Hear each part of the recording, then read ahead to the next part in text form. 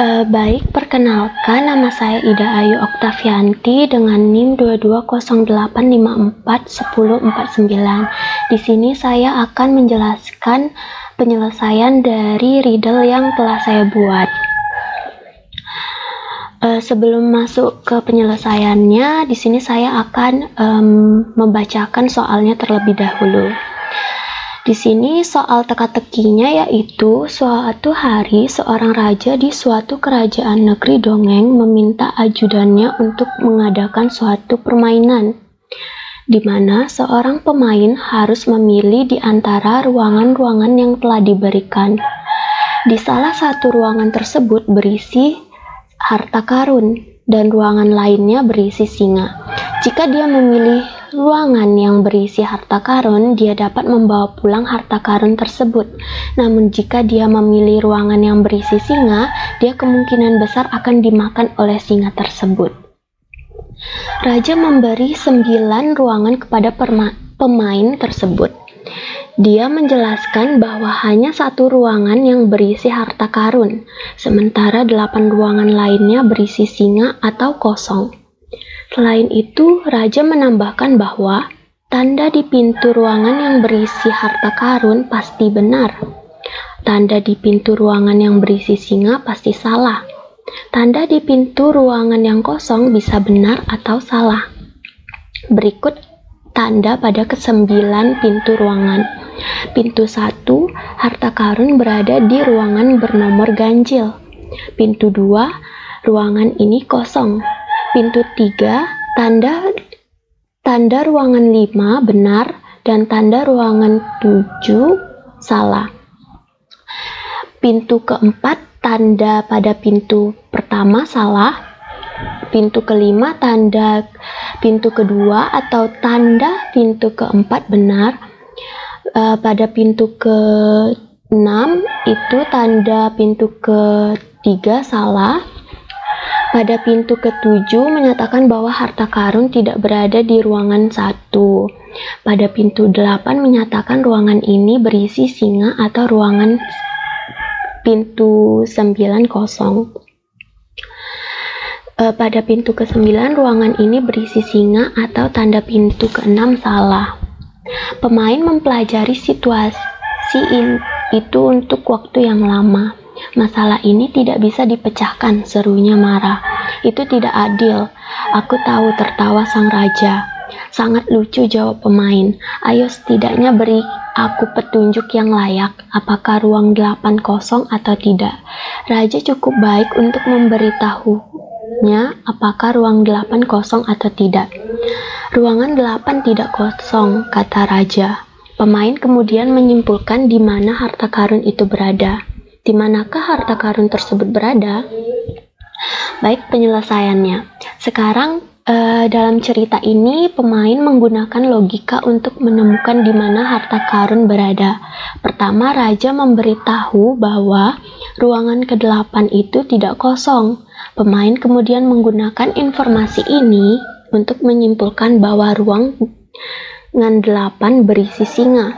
Karena jika tanda di ruang 8 benar yang menyatakan ada singa, maka harta karun tidak mungkin berada di sana.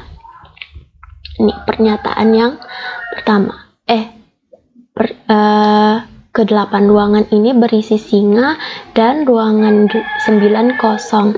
Sedangkan tadi dikatakan oleh sang raja bahwa ruangan 8 itu tidak kosong, yang artinya berisi singa. Kalau berisi singa, di sini kan ada pernyataan bahwa tanda di pintu yang berisi singa pasti salah. Karena dia salah, berarti ruangan ke-9 ini tidak kosong. Baik, selanjutnya karena ruangan 8 berisi singa, maka tandanya salah. Ya, seperti yang telah saya jelaskan tadi. Tanda di ruangan 8 menyebutkan bahwa ruang 9 kosong, tetapi karena tanda ini salah maka ruang 9 tidak kosong. Kemudian pemain menyimpulkan bahwa ruang 9 juga tidak berisi harta karun, karena jika harta karun berada di sana tandanya akan benar, sedangkan tadi kan ruangan 9 itu tidak kosong, artinya dia ada isinya. Kalau ada isinya berarti kan berisi singa. Kalau berisi singa tadi clue-nya adalah pintu ruangan yang berisi singa pasti salah. Kemudian pemain menyimpulkan bahwa ruangan 9 tidak berisi yang tadi sebelumnya. Jadi ruangan 9 juga berisi singa dan tandanya salah. Selanjutnya pemain menganalisis tanda pada pintu ke-6. Jika tanda ini salah, maka tanda 9 akan benar, yang tidak mungkin. Jadi tanda pada pintu ke-6 benar, karena tanda pintu ke-6 benar, ini berarti tanda pintu ketiga salah. Satu-satunya cara tanda pada pintu ketiga bisa salah adalah tanda kelima salah dan tanda ketujuh benar. Sekarang kita perhatikan di sini pada pintu ketiga itu ada pernyataan bahwa tanda kelima benar atau tanda ketujuh salah. Karena tadi kita bilang kalau pernyataan ketiga itu salah, berarti satu-satunya cara itu bahwa tanda kelima itu salah dan tanda ketujuh itu benar. Karena ini menggunakan atau. Jadi kalau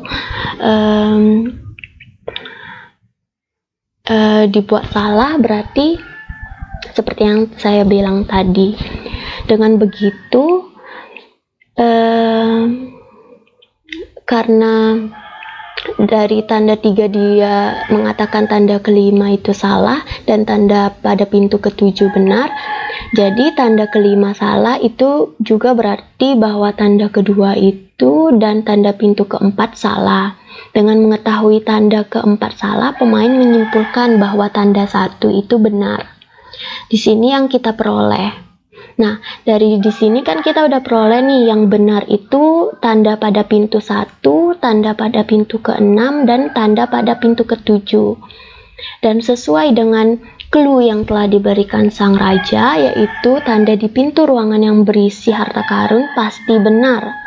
Oke, tanda pada pintu yang berisi harta karun itu pasti benar, berarti kemungkinan harta karunnya berada pada ruangan 1, ruangan ke-6, atau ruangan ke-7. Sekarang kita baca lagi pernyataannya. Ruangan 1 itu harta karun berada di ruang nomor ganjil. Terus pada pintu ke-6 itu tanda ketiga itu salah. Dan pada pintu ke-7 harta karun tidak berada di ruangan 1. Nah, karena pintunya nggak ada di ruangan nomor 1 dan bernomor ganjil, berarti kemungkinan harta karunnya ada pada di ruangan ke-7. Jadi harta karun tersebut berada pada di ruangan ke-7. Sekian dari saya ucapkan terima kasih.